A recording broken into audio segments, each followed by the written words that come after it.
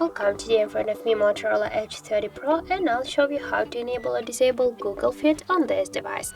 As can you see, in my case the Google Fit is activated, and if you want to turn off this feature you should hold for a while the screen, click here to the home settings, and now just tap to the swipe access and switch the Google Fit to nothing.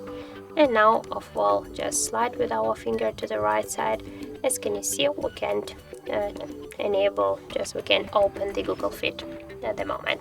And if you want to just go back to enable the Google Fit, click here to the swipe access and switch the nothing to show the Google Fit here. And as you can see, we just successfully activated again the Google Fit feature. So that's it. Thank you for watching, and if you found this video helpful, don't forget to leave a like, comment and to subscribe our channel.